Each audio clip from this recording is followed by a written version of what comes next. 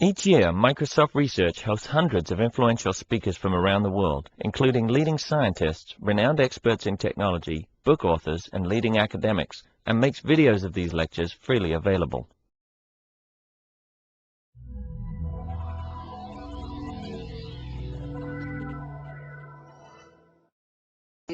Who is at NIST. I've known Ellen for more years than I'm going to mention.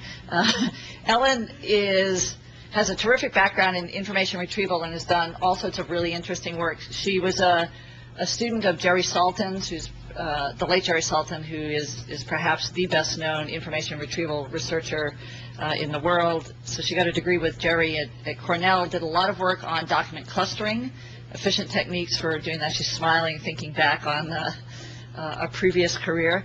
After graduate school, she went on to Siemens, where she did a lot of work that some folks in the natural language NLP group might know about, where she looked at trying to use WordNet resources in a variety of ways, semantic resources from WordNet to improve information retrieval. For the last 8 years, she has been at NIST working on developing collections for helping researchers evaluate and improve information retrieval systems on a very large scale. In many ways, she is synonymous with TREC.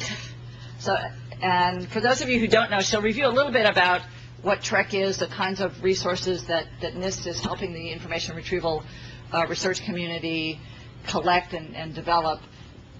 It started out being mostly a kind of ad hoc information retrieval evaluation. We type in a query, get a bunch of stuff back. But over the years, it's branched out to encompass a whole host of different things, including cross-language retrieval, question answering, video retrieval. And I thought I would end the introduction by,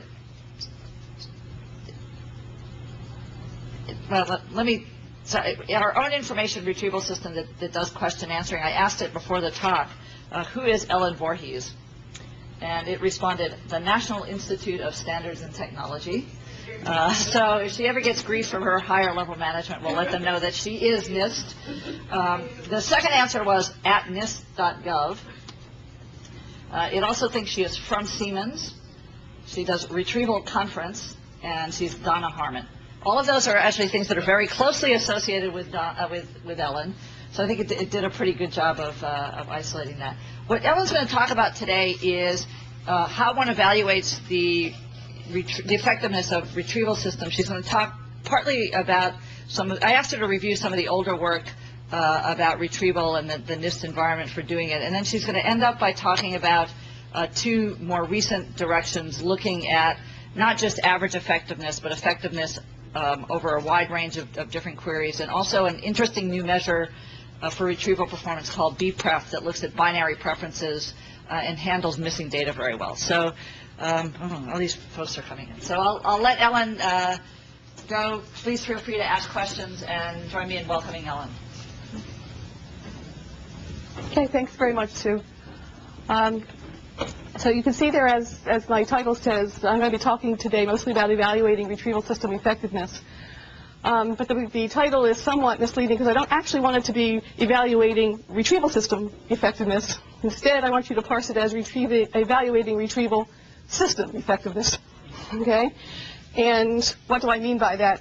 First of all, so what's the standard problem here? The problem is that you want to know, does your retrieval system meet the user's information need? Right? That's what we're trying to evaluate. There's two ways you could go about that. One, you could be user-based evaluation. So you sit a user down there, you see what the user does, and you see if the user has been satisfied by that interaction. That's a very direct way of measuring user satisfaction. The problem is it's really complicated. And I could go on to reasons why it's really complicated stuff, but for right now we'll just say it's really complicated. And so in fact what mostly is done in retrieval research is an abstraction of user-based evaluation, which I'm calling system-based evaluation, which is how good are the rankings that the system produces, in what type of quality does those system rankings have. Now, why would we possibly abstract it to that?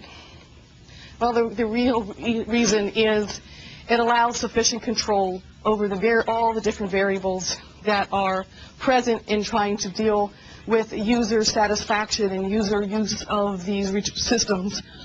And so therefore you get an increase in power with a lower cost, which is all great. But of course, laboratory tests are necessarily an abstraction of the real problem. In a laboratory test, you have abstracted away various parts of it, and in particular for the retrieval system, that system evaluation that I'm talking about here. But you're really abstracting away are these pesky users, right? So you're getting a set of data which you use as representatives of your users and using that. But the real important part of this is that abstracting away in the way that gets done, in fact, is still useful, right? Using these laboratory experiments does work. You do learn things about retrieval systems that then translate into improved performance when you put it in front of users.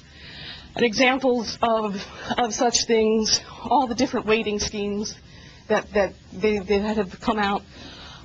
These weighting schemes are very definitely better for users than the weighting schemes that were originally used and were developed by using these test collections. Relevance feedback is another case which was first started on these test collections, this laboratory experiment, and is very definitely helpful in the real environment. So it does work.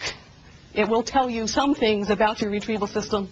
It will tell you good things, it will help you make useful distinctions. It will not, however, tell you everything that you need to know about your retrieval system. All right, so how did this all come about? The generally accepted beginning of the laboratory testing of retrieval systems is this Cranfield 2 experiments, which had happened in about 1963. These Cranfield experiments, they were done at the University of Cranfield, the Cranfield Aeronautics Institute, actually, in England, by Cleverdon and his colleagues. And Cleverdon actually specifically set out to try to abstract away from users because he wanted to make paired tests so he could really control the differences, because what he was trying to do was compare different indexing languages. So he wanted to see which types of variants of these controlled vocabularies that were popular at the time was a better way of doing retrieval. Came up with an extremely controversial conclusion that using the text itself was at least as good as all these fancy indexing languages. That was heresy at the time. But the thing it's probably most known for now is that it's the introduction of this idea of a test collection. The test collections were also heavily used by the SMART group, and that's Jerry Salton's retrieval group at Cornell. Relied heavily on test collections, and it was a big part of forming this tradition of using these test collections. And then TREC is a modern example, still based on this idea of using test collections to compare retrieval systems' performance. So what's a test collection? Well, first of all, it's a set of documents. And you want those documents to be representative of your target application. Okay? So what do I mean here? Basically, if you're interested in running a medical retrieval system, then you probably don't want to use Newswire, right? That sort of thing. A document, I'm using a very generic definition of a document. It is whatever you have decided is the unit of interest of information. Then you need a set of queries. Within the test collection paradigm, these queries are assumed to be an independent sample of the universe of all possible questions. Now, you probably don't know what the universe of all possible questions is, and you almost certainly aren't going to get an independent sample of them, but basically what we do is we just say, well, here we have some users, they'll make up questions, and those are the ones that we'll use. Because it's sort of as mushy as all that, you'll see later on, and I'll hit this point over and over and over again, you need lots of queries. Queries are by far the biggest source of variability in retrieval system evaluation by far. And the only ways that we have currently of controlling that is just by using lots of them and getting average performance. And then you need these relevance judgments. What's a relevance judgment? Well, for all intents and purposes for this talk, it's a binary distinction between, yes, this document should have been retrieved, or no, it shouldn't have been. Okay? There have been people who have used non-binary judgments. In fact, the first Cranfield experiments used a 5-level, I think it was, scale. But by and large, the tradition has been to just use binary judgments. The binary judgments are these foundations of the evaluation measures. All the evaluation measures are then computed on what function, some function of, did you retrieve the right documents or not, where right is, did you retrieve the relevant ones. Relevance judgments are also the largest source of criticism for Cranfield, because here you have a set of static, binary decisions about whether or not a document should be retrieved, and we know that different people have different ideas about what's relevant. We know that an individual person has differences over time. So if you ask the same person for the same query, given the same set of documents, their judgments will differ at a separate time. A real user sitting there using a system is going to learn while they're using it, and so therefore judgments later on will be different than if they had seen them first. None of that's captured in these relevance judgments. It's a set of binary, static set of binary judgments. And my claim, and we have lots of research to back it up, is that for the purposes that we're trying to use these test collections for, that's fine.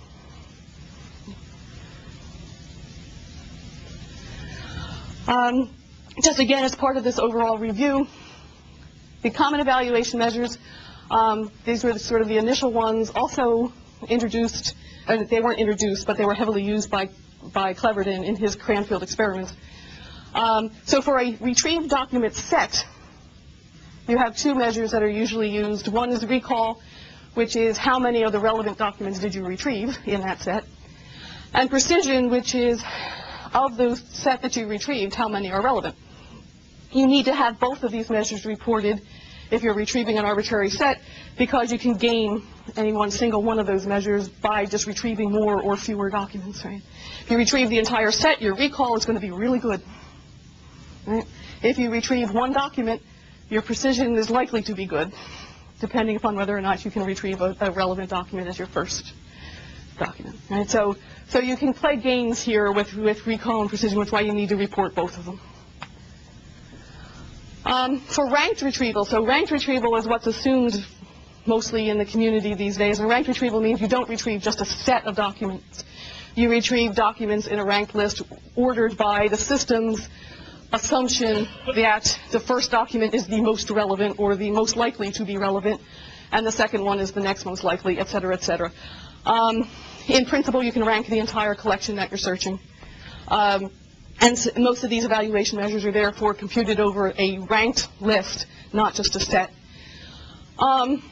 Usually what's computed then is you recompute recall and precision after X documents have been retrieved, where X could be either just a number of documents, precision at 10, right? 10 documents retrieved, it's a very common measure.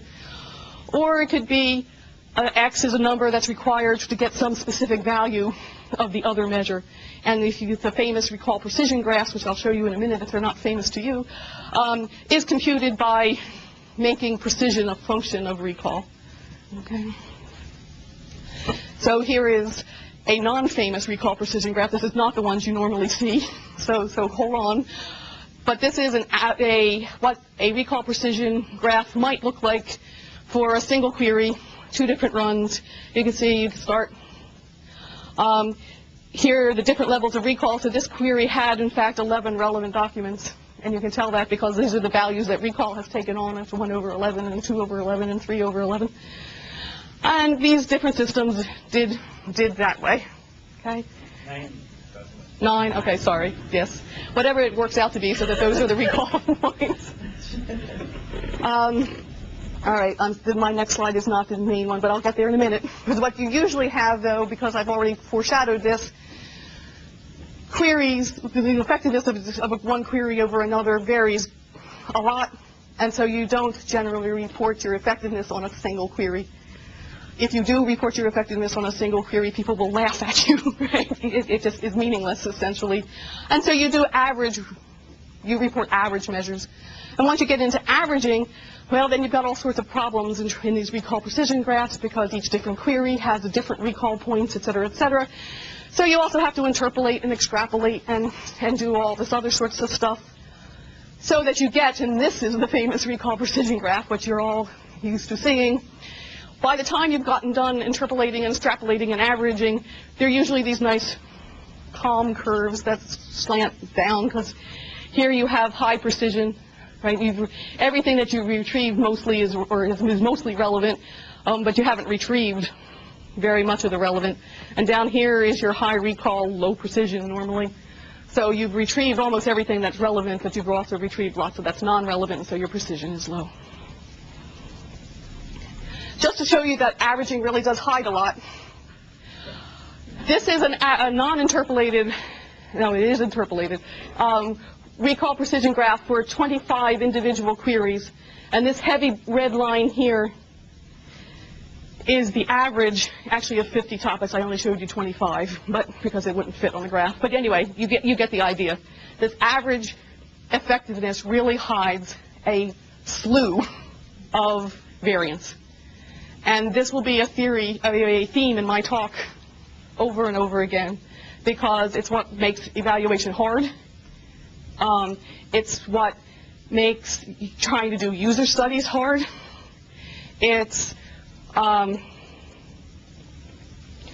it also, if you only rely on average performance, then you're missing a lot, right? Because if this is what you're saying your average, if this is your system performance for the average user, whatever that might be, right? It's really not very representative at all of this poor person here, or this person up here, right? So you're not really sure what your system is doing in these individual cases if you're just looking at the average performance. Sometimes a recall precision graph is too cumbersome. Actually, you want some one number to compare these systems by. One possibility is precision at X or recall at X, where X is some document level cutoff. People almost never report recall measures. It's almost always precision, and it's usually precision at a very tiny amount. Again, precision at 10 is above the fold now, is thing that you often hear with web search engines. Right? What's the first set of documents that are displayed on the screen? There's this other measure which was actually introduced in TREC and has now become the measure which gets reported most often as in research retrieval literature. It's called mean average precision. It's the average precision for a single topic or a single query is the mean of the precision scores after each relevant document is retrieved. So you go down your rank list, see which ones are relevant, compute the precision for each of those, take the mean. That's the average precision score for that query. And then, because everything has to be averages, you take the average of that over the set of queries in your test set, and that's the mean average precision. For those of you who are more visually oriented, the average precision for a single query is the area underneath the uninterpolated curve. Okay, so remember that first graph I showed you, it was sort of bouncy. If you take the area under that curve, that's the average precision score for that query. Okay, so another part of the introduction, what's TREC? TREC was a workshop series that was started in 1992 with a specific goal of advancing the state of the art in retrieval, mostly text retrieval. And the idea that I was going to accomplish that was by producing realistically sized test collections, uniform scoring procedures, and then a forum for researchers to get together and to exchange their ideas on using these particular test collections. It had this 5 set of goals, and the one I'm going to hit on mostly here today was improving evaluation methodologies for text retrieval. That was one of the initial goals of TREC, and it has been a goal that has been accomplished, at least to the extent that there is now a common methodology that people by and large agree on. Cranfield preceded this, and that was a methodology that we used But prior to TREC, there was no real agreement on which evaluation measures should be used. And as a result, because people used their own favorite ones, research in different groups was incomparable to each other because the measures were incomparable. Even when they looked like they were the same thing, they were still actually incomparable to each other. And one of the main goals of TREC was to say, this is how you should evaluate ranked retrieval results. And by and large, that has happened. I'm sorry, I didn't fix. How do we build these collections in TREC? We have these people that we call the assessors, and they're the ones who make these judgments on documents. And they come to NIST, and they create topics. We call it an information need, a topic, as distinct from a query, and that the query is the data structure you actually give the system. A topic is a natural language statement of that information need. So they create topics. We send out these topics to the participants. The participants return to NIST a list of the best 1,000 documents per topic. There's usually 50 topics in a test set. We create what's called pools of the unique documents across all the submissions from the top 100, even though they've turned in 1,000, top 100 documents from each of these runs. And then the relevance assessors sit there and read each of these documents on the order of about 1,000 to 1,500 documents per topic. We then NIST evaluates the system results using those relevance judgments, and then the participants come to the conference and talk about the results. Here, just as you see last year's participation, there were 93 different groups that participated. In the beginning, TREC basically focused only on the static text, and what Sue said, it was the ad hoc task. You ask a question, you get results back. They also had a task called routing, which was there was a stream of text, and you returned a ranked list of in the routing part. You returned a ranked list of documents based on some information that you already had about relevance. Some of the documents were relevant, so you were given some relevance judgments prior to that, and then you're supposed to rank the remainder of the collection using those. That was actually an abstraction of a task which is now called filtering, which is much closer. The real task here is like a news. You have a news wire, and you set up profiles. So a dissemination task, right? You set up these profiles from the stream of documents, and you say, okay, this is the set you get a set of documents returned, which is what makes it harder than these ranked lists, because actually having to decide a set to return is a much more difficult problem. I'm not going to go through all of these. I basically showed this slide here just so you can see that TREC actually has grown a fair bit in the types of things that it is trying to address. So we're trying to address not just English, and in fact, not just text anymore. We have had a track for a while now on it, specifically trying to look at searching on web-linked data. There's been a question-answering track, which is trying to get back into systems actually returning the answer itself rather than a set of documents that should contain the answer. And there's been a new track that started a couple of years ago, retrieval in a specific domain. In this case, the domain is genomics, to see whether the use of specific domain knowledge can help over and above the standard retrieval techniques. So in the Cranfield tradition, we have these set of assumptions that relevance basically is translated as, is this document on the topic of the query, right? So it's been abstracted to topical similarity, which has a couple of implications. One, it means that we're assuming that each relevant document is independent of each other. It's not true in practice, but that's what we assume. So that it doesn't matter if you've seen the same document, the same information 7 times. We're all going to count it relevant if it's in each document. We have this single set of judgments for each topic, which is supposed to be representative of the user population. It's binary, and basically Cranfield assumes that you have a complete judgments, which means that you know for every document in the collection whether it's relevant or not. Okay? TREC violates that to some degree in that we do this pooling. We don't look at every document in the collection. We can't. They're too big. So we use this pooling technology, and you'll see in a moment that that's a close enough approximation to complete that Cranfield still works. How do I know that? Well, because we now have, after 12 years of TREC, we have enough results from enough different systems over the same, different systems over the same set of queries and things that we can actually empirically investigate effects of various of these assumptions and breaking these assumptions on the stability of the evaluation. And that's what the remainder of my talk will be. We've already done, we being the retrieval community, have done a number of these studies already.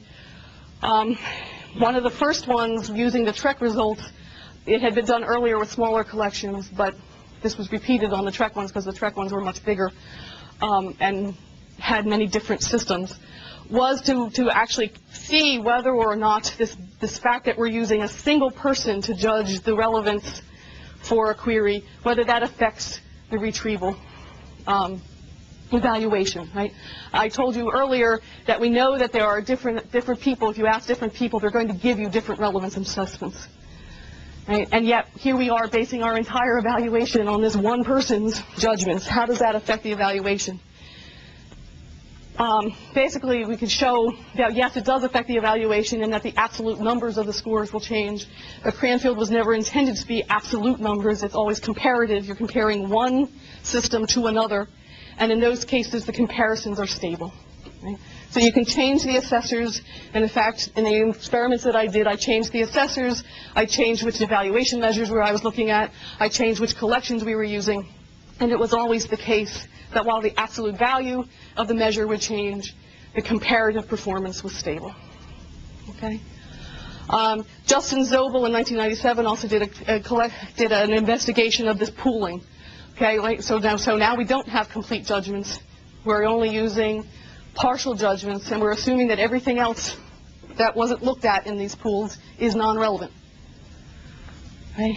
Justin was convinced that that was going to seriously bias retrieval results against those systems that actually contributed to the pools, but found out that found that the quality of the pooling does matter. Right? You have to take a sufficient number from each run, and you have to have enough diversity of runs to informing your pools. But TREC has that, and once you have that, they're not biased against systems that did not contribute to the pools. And in fact, the differences that you see in using pooling as opposed to using complete judgments are smaller than the differences you see in using different relevance assessors. Right? So it's within the noise there anyway. Yes? You said TREC has this. Are you saying that the number 100 that you chose from each contributor is something that you... From Justin's examination, 100 documents per run is more than enough. Yes. But you probably picked up, random 100. The number 100 was picked up. When we picked up the number 100 originally, it was both. It was mostly determined by how big the pool that the assessor was eventually going to have to judge. We can't really ask an assessor to judge more than 1,500 or so documents because it's a really boring thing to do, and we only have a finite amount of time, etc.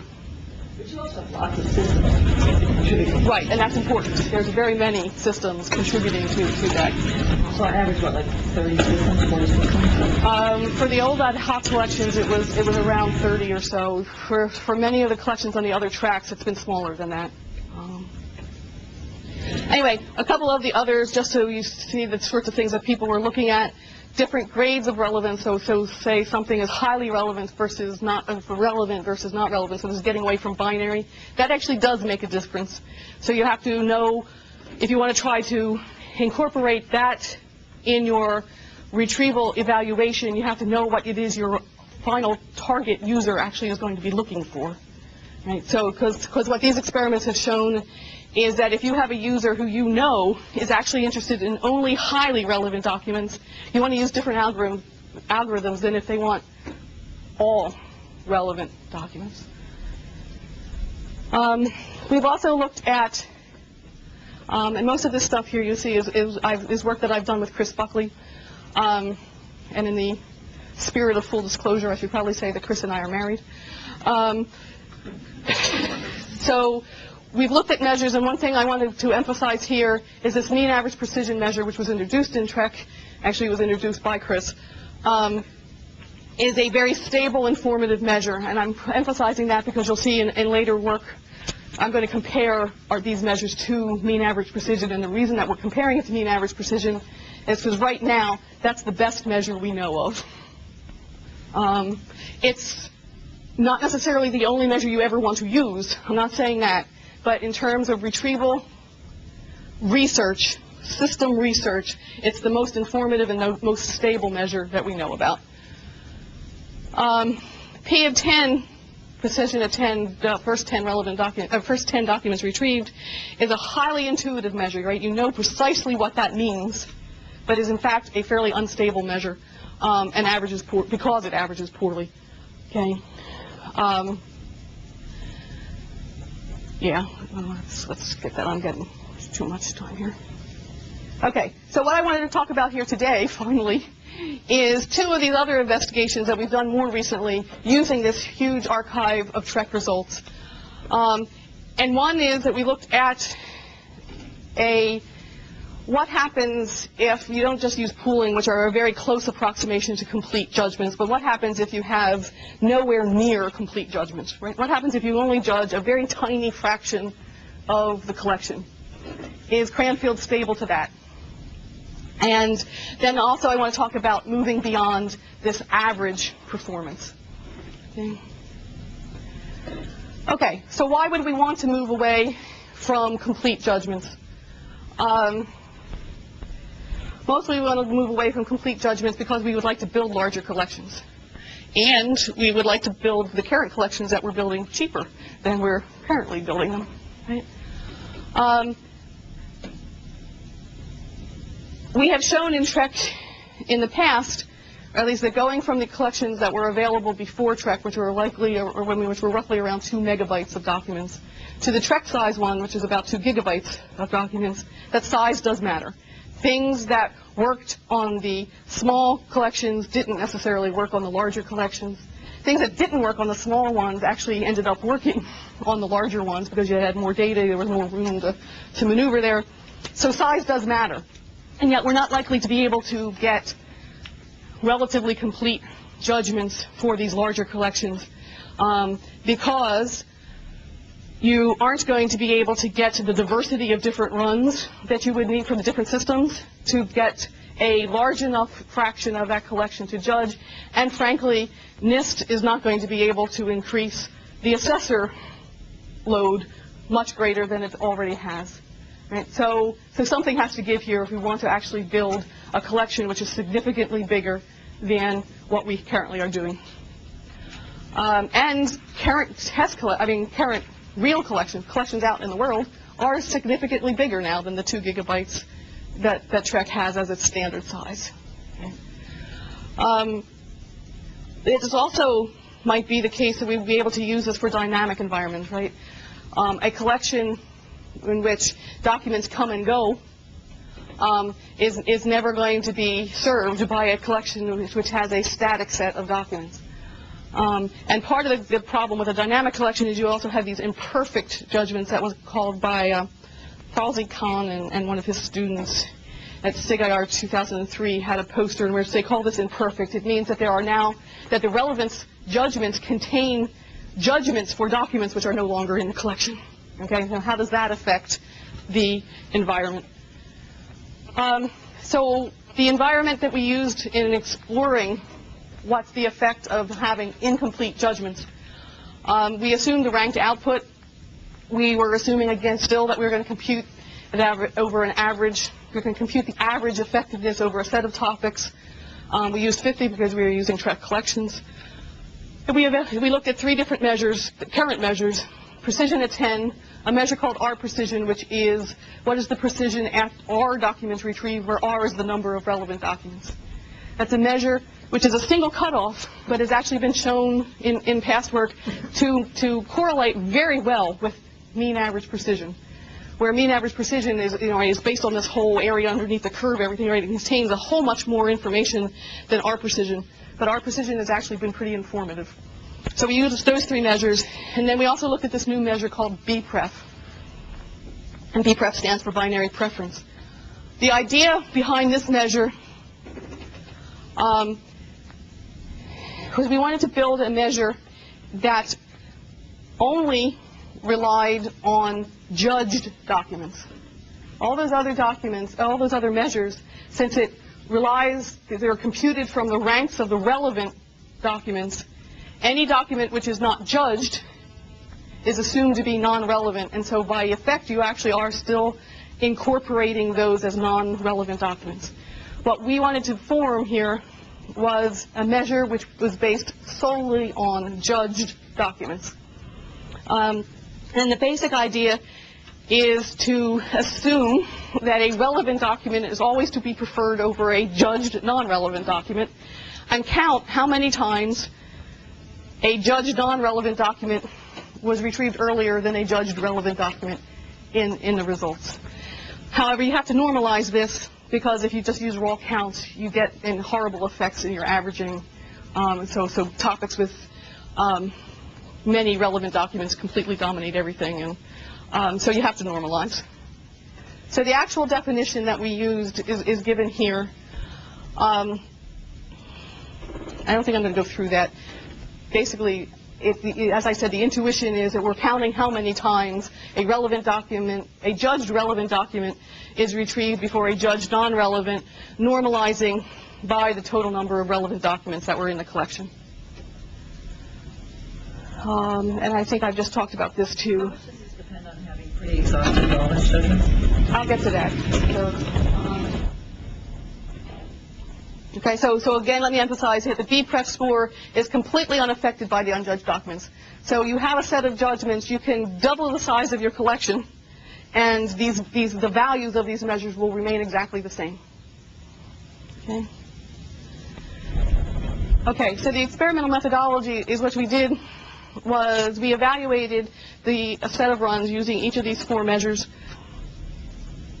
And then we progressively used smaller and smaller and smaller percentages of the full relevant document set that we had. And again computed the scores for all the runs using this smaller and smaller and smaller and smaller set of relevant documents.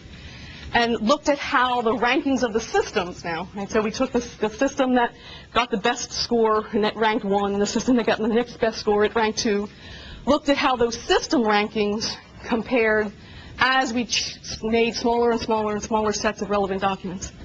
And we're looking at the system correlation with system rankings because, remember, Cranfield only says is only valid for comparing systems. We don't care what the absolute value is, by and large. We're looking at the comparative value here. And because we're so more comfortable with MAP as a stable evaluation measure, we used mean average precision with 100% QRELs as our baseline. Right? That's what we wanted. That was what we were defining as the correct ranking. Okay. We had 3 different test collections that we used in this. They're basically the largest test collections that we have in TREC by some variable. So the TREC-10 collection, for instance, had the largest number of documents, and the TREC-8 had the largest number of different runs that contributed to the pool that were submitted to NIST. All 124 did not contribute to the pools. And the TREC-12 collection had 100 topics, not just 50. Okay. All right. So first of all, here's graphs that show the agreement between using Bpref and using mean average precision. Because remember, we said we know what mean average precision does. We're comfortable with it. We like it. And this shows that this Bpref measure is actually remarkably consistent with mean average precision when both of them are using the full 100% QRELs. This really is remarkably close agreement, not just over on the averages, but topic by topic. And so we were very happy with that. Is there anything obvious that comes to those big blips? Yeah, these big blips are topics that have either very many or very few, I don't remember which, relevant documents. It's because I think it's very few relevant documents. And I get into that, yeah, see, because we had to reduce the QRELs in order to get these smaller percentages, we're actually, by the time we get done, we're into very, very, very tiny absolute numbers of relevant documents, which also has effects, right? That makes the measures unstable. And those probably dominate for the percentages down at this end. And it makes Bpref weird as well. And so that's what those bits were. Okay, so what we did to reduce the QRELs, we created a list of relevant documents and then just took the top 90% of those, the top 80%, the top, et cetera. So each progressively smaller or each progressively bigger QRELs contained all the documents that the previous one had, right? So we kept those documents the same, except that we kept dropping some off. So this shows how the absolute values of these scores, of the different scores, change as the QRELs get smaller. You see that all of the standard parent measures, the absolute values of these scores change a lot as the QRELs get reduced. And this wouldn't be a problem since we're just doing comparison, right? So if everybody drops the same amount, that could still be fine. The problem comes in, however, is that in a real collection, when you're using this, different topics are actually going to be at different levels of completeness, and so the measures are going to average poorly if they change so much depending upon how complete the judgments are. But it still might work as average comparison. I mean, it's possible, but that's a worry that they change so much.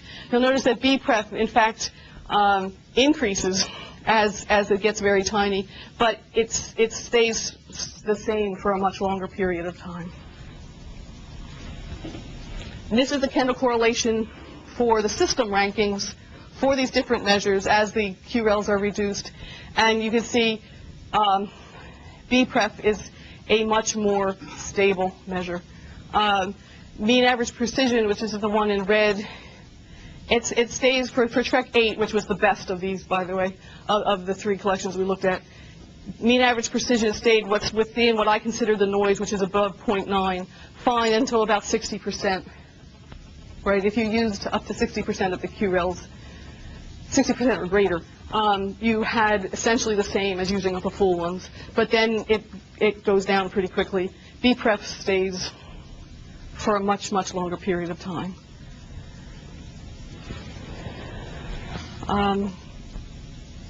Okay, this is something, again, this is actually looking at the topic ranking. So if you see how, if it says which is the best topic out of the set of 50 or the set of 100 for a particular system.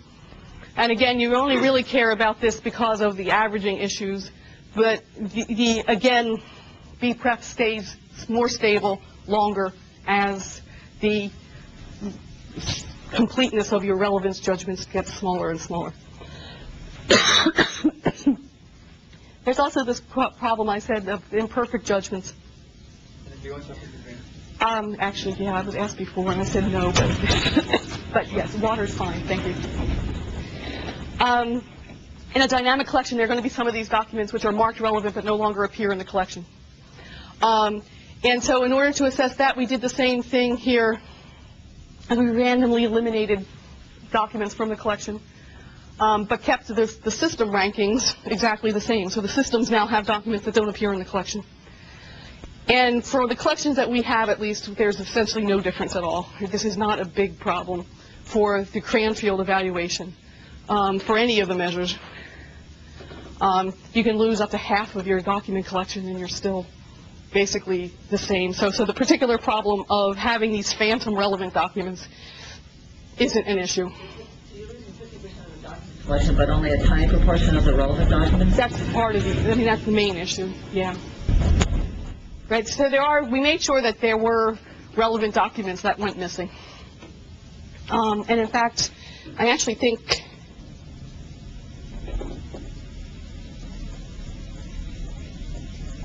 right, no. You did lose relevant documents, but we didn't make it that you lost 50% of your relevant ones. That would be a bigger issue.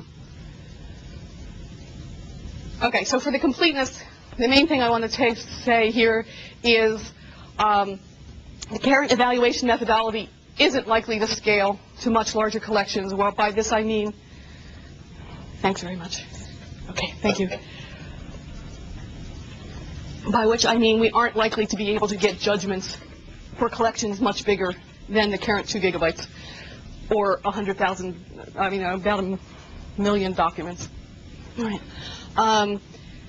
Because we aren't going to get the sufficiently diverse runs, and the fidelity of the current measures actually do depend on having very close approximations to complete judgments. Right? The pooling is okay, but the pooling is very close to complete, and it needs it, is what these results show. But the Bpref measure was much more robust in the face of using these reduced relevance sets, and it's because it only depends upon the judged documents. And that's great news, but even better news is that it's highly correlated, very highly correlated with mean average precision when you have complete judgments. And that's good because we trust mean average precision.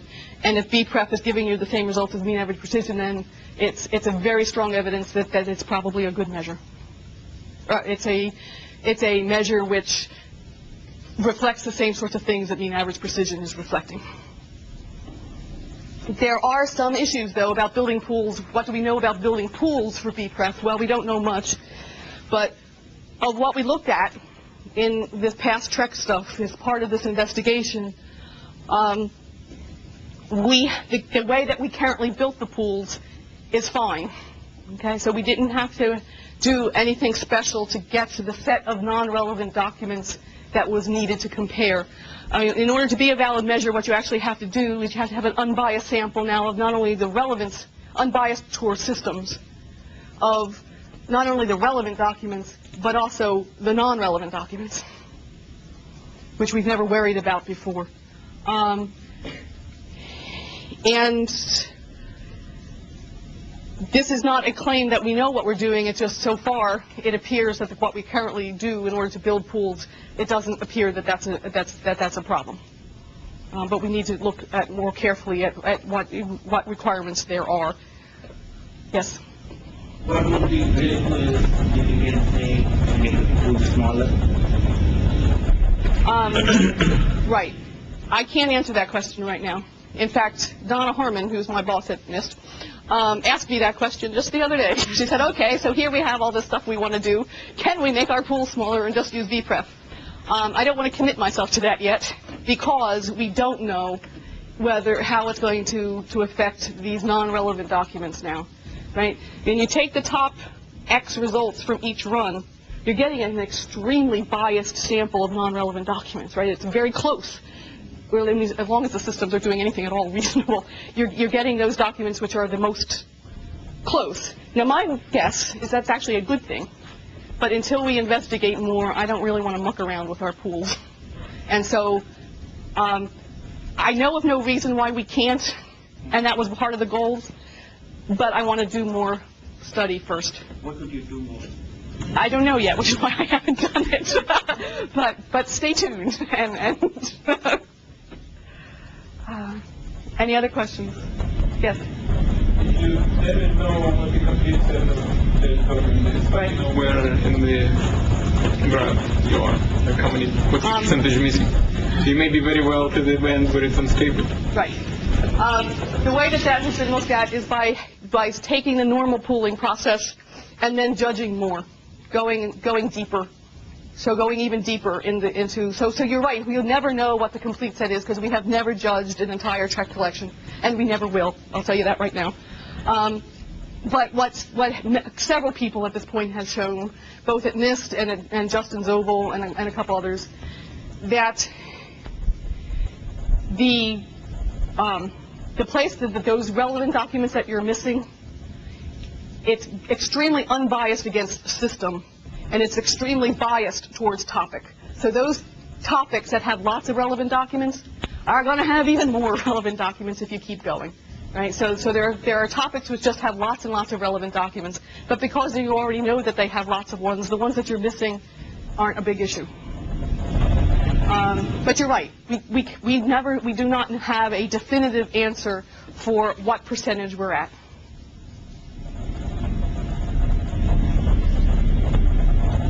Because we've never judged an entire collection, and we can't. It would take literally, I computed this once, it's almost a year of solid assessing, which we'll never get our assessors to do, and which we would be prohibited by law to do. But Ken? Yeah, there are standard methods to estimate how much stuff you haven't seen, like how many whales are in the ocean, or good terrain kind of estimates. And I wonder if it would be possible to work into something like a recall measure.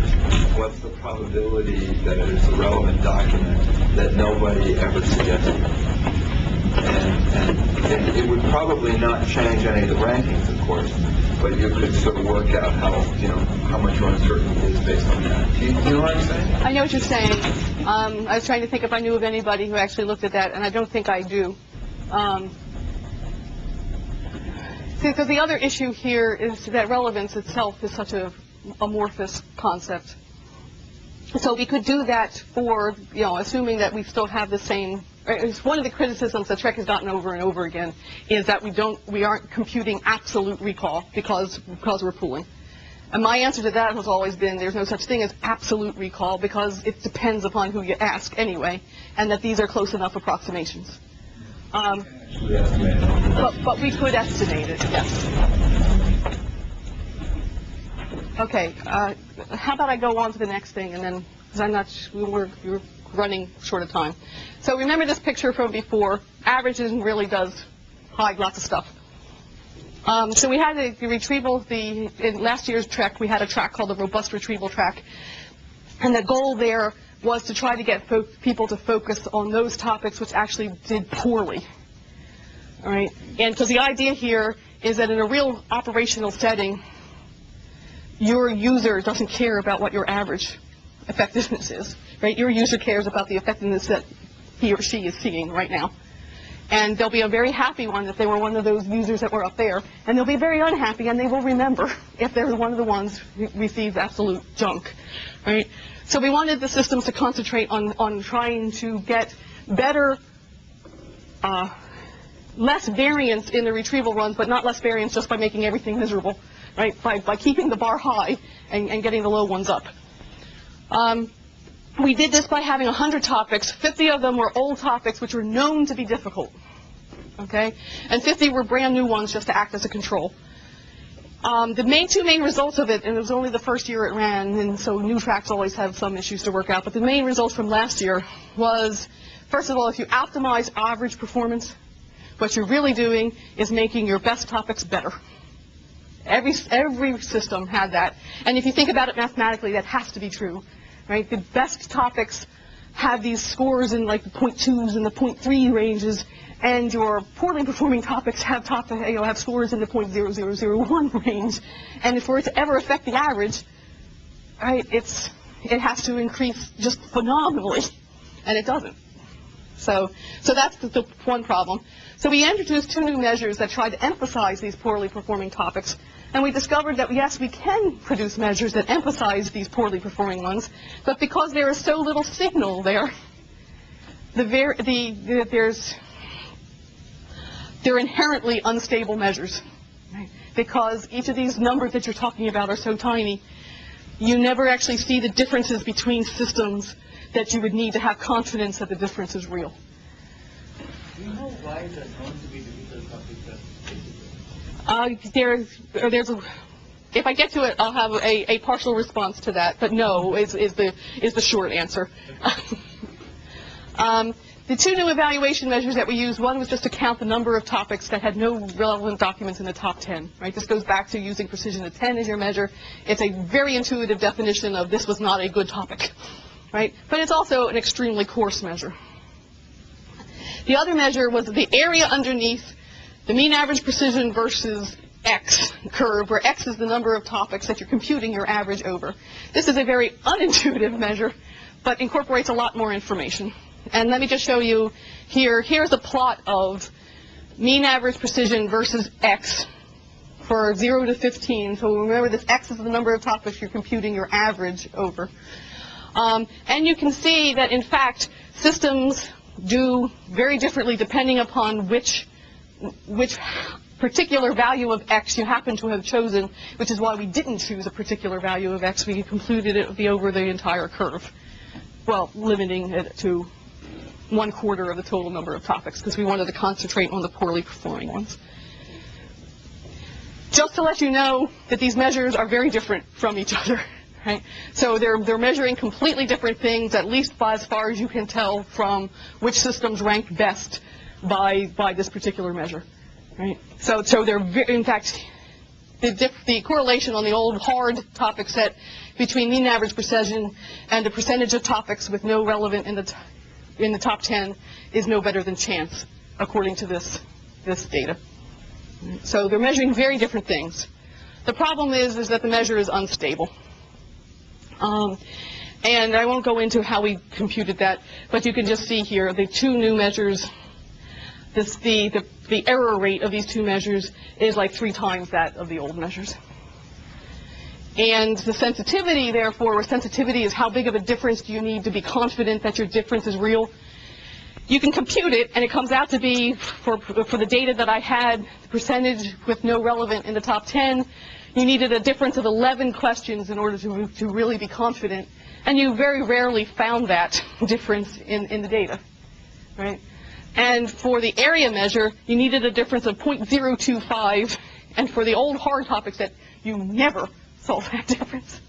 In fact, no single run had a measure of this system, of this measure, as big as 0.025 for the old topic set. Okay, so for the values that you're seeing in practice, you're never going to see a difference that big. So what do we do? Well, I don't know, actually. What do we do? We're running the TREC again. Part of what we're doing is having the systems try to predict which are their hard topics, so then they could at least try to do separate processing for those that are hard, for those that the system decides are difficult. We ran a similar sort of thing in the TREC question answering track, and the systems had lots of trouble doing it. So we will see if the plain retrieval systems are any better at predicting how hard a topic is. There's some evidence that they can do it. The UMass clarity measure try to address this, of how hard is this topic. And for right now, we're just trying to see what else we can do to these measures, or get new measures which can try. My guess is that what we're really going to have to be is still use the old measures, which are based on average effectiveness, but use these other measures sort of as adjuncts to say, okay, look, that's had good average performance, but notice there's some issues here with the variability of the system. That's the best I can offer right at the moment. Finally, there's this RIA workshop, and this is going to address the question of why are these topics hard. Because one of the main issues of the workshop, this was a workshop which was organized by NIST, but included 6 of the major experimental retrieval systems. So we had people from UMass and CMU and Okapi system from, and I'm sorry, I'm blanking on who the other ones were. Waterloo was there. Smart, yes, Chris was there. And SUNY Albany, and Claritech. So and the goal was just to try to find out how to customize IR systems for a particular query. Right? We're trying again to get beyond these averages. But a major part of this whole workshop was they took 44 topics out of a set of 150, which were 3 years of TREC topics, and had 6 people. Actually, they had more than 6. They had 12 people, but in groups of 2 for each of the systems, look at the results and say, okay, why didn't this system do well on this topic? Okay, so it was across 6 different systems and 44 topics. All right, so it was a massive experiment in failure analysis. And actually, we're able to come up with groupings of topics about why they failed. So out of these 44, 21 of them, that's a big hunk, right, failed because all of the systems emphasized one aspect of the problem of the topic and not another. So an example here, identify incidents of human smuggling. Everybody concentrated on smuggling. All the systems concentrated on smuggling because human, right? If human's almost a stop word, right? And nobody, right? So and all the relevant documents, of course, were about humans being smuggled. Another 8 were things in which if you had an expansion of sort of a general term, it would have helped a lot. So in this question, identify documents that discuss the European conventional arms cut as it relates to dismantling Europe's arsenal. All the relevant documents, or at least almost all of them, did not contain Europe's arsenal, right? It was Germany's said arsenal, and it was France's arsenal. It was the effects on individual countries, which almost none of the other systems actually got. 7 of the topics were ones where it was really the semantics of the query, and systems at this point probably would have no real hope of getting. But that's right, that's a pretty small number. So here's an example. What language and cultural differences impede the integration of foreign minorities in Germany? Right, well, you really have to know what that question is asking in order to find, right? I mean, I don't know what you're going to do with this outside of understanding. And 8 of them then were sort of general technical failures, which systems probably could handle now that you see them reasonably quickly. So they were stemming issues. Almost none of the systems stemmed Antarctica and Antarctic to the same stem, for instance. So I guess out of this, doing this whole massive experiment, the real thing that was surprised was, first of all, the systems failed for many of the same reasons, and that was a surprise. Because while they were retrieving different documents, everybody knows that retrieval systems retrieve different documents. They were basically they were the same classes of documents. And the majority of the failures could be fixed without having to resort to real hardcore understanding, right?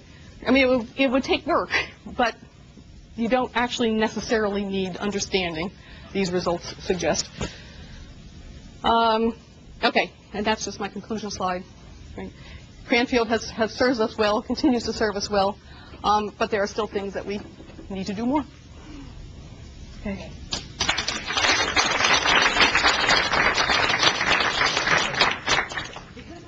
I think we'll take maybe 5 minutes of questions with everybody here, and then we'll break. There's another talk starting next door as soon as the majority of this talk finishes. So because of the crazy scheduling, let's take 5 minutes of general questions, and then Ellen will be here the rest of the day, so we can follow up in smaller groups.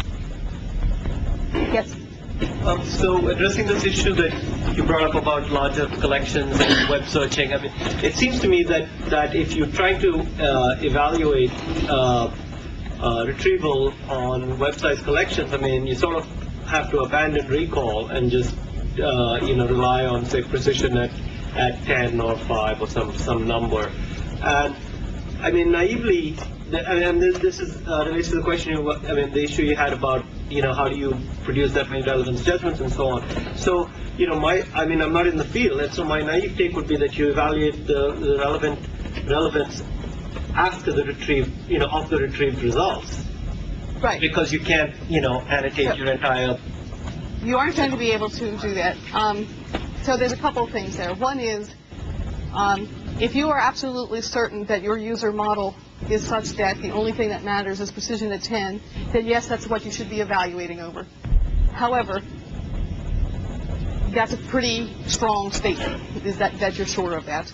Because precision at 10 in terms of an actual tuning your system type of measure is really bad. Okay? It's not because I should qualify that. That was a harsh statement too. It doesn't average well. It's not very informative because the only thing that matters in precision at 10 is that you retrieve a relevant document above or below that cutoff of 10. Right? So it's an extremely uninformative measure, while being very intuitive for your user. Okay. So for system tuning, it's a hard measure to use. It's easy though, because then all you have to do is judge the top 10 for each of these queries. So in that sense, it's legitimate. It's certainly legitimate for comparing across different systems on the task of retrieving the top 10. The other problem, though, with just waiting, and this wouldn't necessarily be a problem in your eyes, it's a problem more for NIST's and TREC eyes, is that if you only judge the top 10 documents, you don't get a reusable collection, unless the only thing that you're ever going to do with it is judge the top 10 and nobody retrieves documents that haven't already been judged. Right? So for TREC type issues, that's a problem. For you who want to compare your system to some other system when the task really is top high precision, it's fine. That methodology is fine. If you at NIST had limited dollars to spend on judges, what suppose you do? We do. This is not a hypothetical. Could there be a sequential strategy, sampling strategy, that might work better than uniform sampling, where you would say, for each topic, I want to start with a small sample of judgments, then see if I can make the distinctions I need to make among the systems. Right. And if I can, then stop, but if I can't, then spend more money. Right. And then I wouldn't spend uniform money across topics. Right. Waterloo had a paper in SIGIR 98, I think it is, where they suggested a strategy very, very similar to that, and showed that for the stuff that they had, it worked well, and you paid, the total money spent was less to get an equivalent quality collection. The problem, so why isn't NIST doing that? Because NIST is not doing that. There are a couple of practical reasons with that in terms of the way NIST, the TREC is run.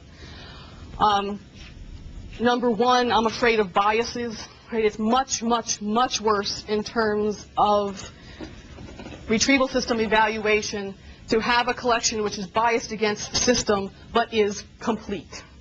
Right? I'd much prefer an incomplete collection that's unbiased against systems. And when you start sampling like that, if you're basing it on topic, which is what you were suggesting, that's much safer. But it's still the case that our assessors are now going to know that these documents are coming from lower in their rankings than the ones that they originally saw. Would that actually bias them? Frankly, my guess is no, but there is that possibility.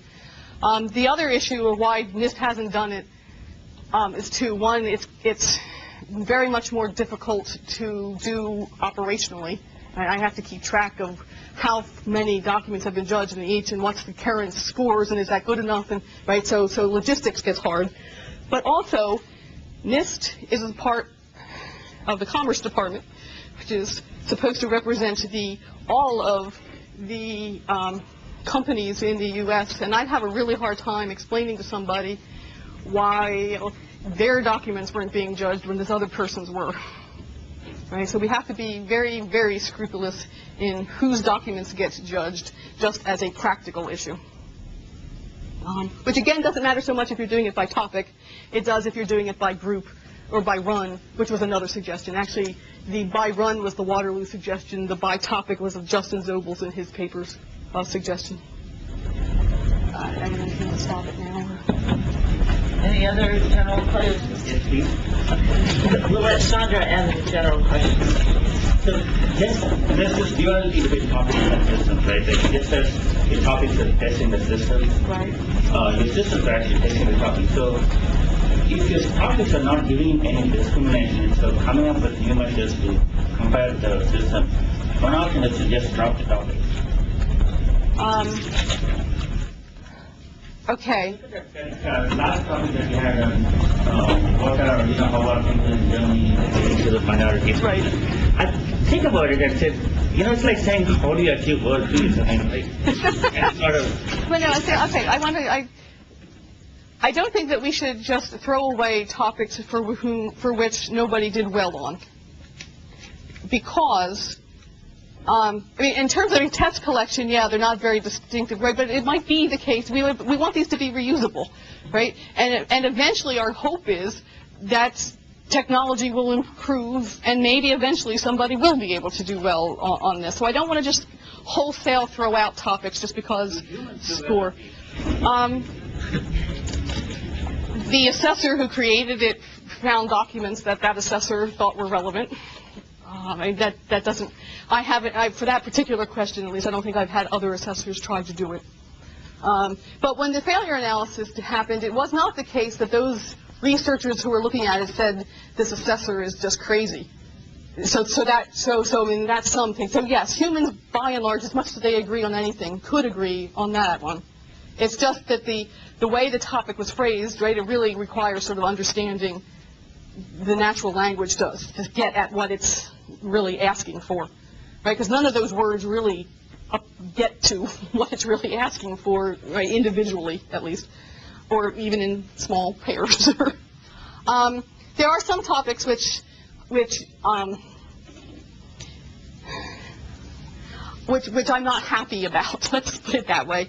And they don't hurt to be in there, and so I liked keeping them in there mostly because to try to you want a test collection to be a standard test collection, right? And as soon as you start changing it, even for good reasons, then you're never sure what people really are using, and you get back to this part that it's not comparable anymore because this person, while they said they were using this collection, in fact used it without these 3 topics, and this person's runs were with these 3 topics, and et cetera, et cetera, et cetera. So by and large, once we release a collection, it's there. It's cast in stone, because a changing standard test collection is much worse than a poorer, really standard test collection. Let's thank Ellen.